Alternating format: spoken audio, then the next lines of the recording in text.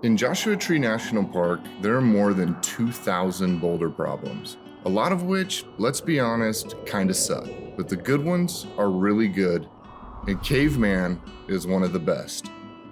Located in the heart of Hidden Valley Campground, this unique problem is a must-try for any aspiring jtree boulderer. Gymnastic moves on sculpted holds through an overhang make this problem atypical from the usual style of heinous vertical highballs so often found on desert monzonite. The original line, which goes around V6 or 7, depending on what guidebook you're looking at and whether or not you use the so-called hidden hold, is credited to John Bachar, while the burly V10 sit start was first done by John Long. On Mountain Project, Long writes, Bachar and I worked out this problem over the years. When we first started bouldering on it, the grain was horrible, and the soot an inch thick from years of campfires. Hundreds of wire brushings and people swinging around on the buckets got rid of most of the grain. We kept adding moves till we'd done the whole thing every which way, and by the time I finally did the sit start, we'd been climbing on this problem for 4 or 5 years and could do it blindfolded. Later down the line, climber and guidebook author Robert Miramontes added some hard variations to the cave. Though there are some longtime locals that claim these lines had already been climbed back in the day, they just didn't think to name them. This is often the case in bouldering history where the waters of first ascents on variations and sit starts can get pretty muddy, but really who cares? The fact is there are many ways to climb this cave, but other than the original line, there isn't much footage out there showing how they're done. Enter Alan Moore. Back when he was on a mission to climb all the hard routes in Josh, his MO was to warm up by climbing all the variations on Caveman and then head out to his project. It was pretty damn impressive to witness. Now, one caveat on Caveman is that there is a hidden hold that if used makes the problem a touch easier and is not considered the original line. I've heard this referenced as the Lynn Hill variation. In my opinion, the hold really isn't very hidden at all, and anytime you have to say a hold is off, then you have to remove stars, but it is what it is, and certainly not unheard of. I think it's fun to do both ways. In any case, Alan chooses to use this hold, and who knows how that affects the grade of the Monkeyclaw variation specifically, so I'm not going to include a difficulty suggestion for that one. Let us know in the comments if you've ever done it. With all that said, I hope you enjoy Alan's warm-up, and at the end of the video, I'll include a clip of Jason Duke demonstrating the OG beta at the Crux. See, like nobody starts like this, you know? And so, this is where I always got confused. You know, I'm gonna start the way I want to start it. Yeah. If somebody wants to tell me that I'm starting it wrong, I'll say, You go do that. I don't know, I'll say sure, whatever. Okay. Whatever. Sometimes I climb things wrong. One thing I want to point out is that I'm simply listing the grades here that are given in the guidebook so as to provide context for the viewer. This is not coming from Alan or anything he's trying to claim. In fact, Alan eschewed grades altogether when he wrote the bouldering guidebook for Black Mountain in favor of a color grading system that gives a range of difficulty. He makes some very good points as to why climbing grades are inherently subjective, and if you're interested in the topic, I highly encourage you to research his thoughts on the matter.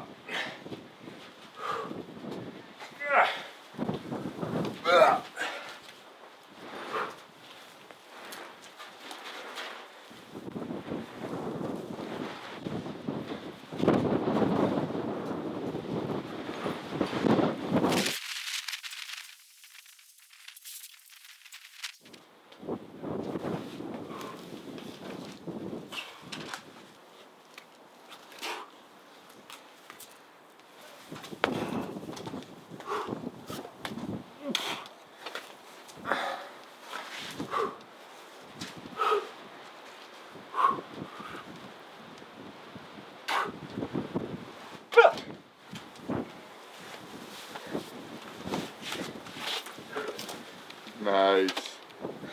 That's the top. Ready? Yeah.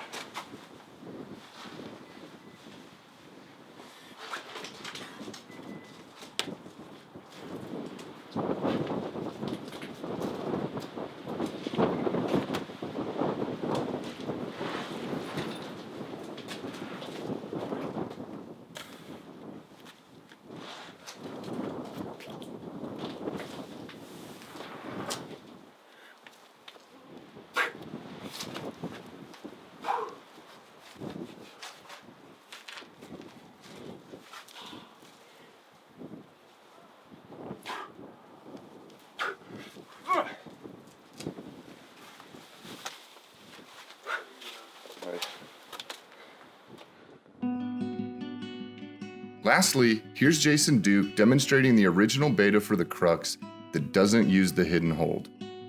If you want to follow in Bachar's footsteps, this is how you do it.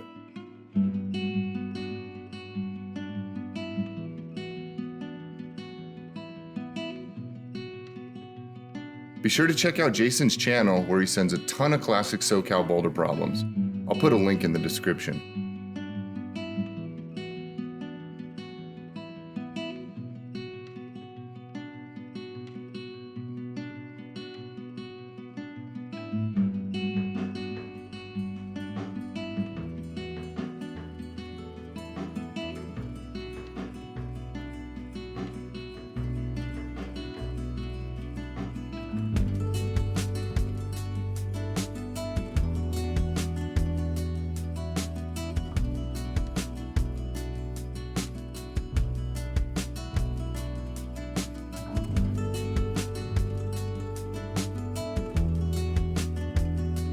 If you enjoyed this content, think about subscribing to the channel.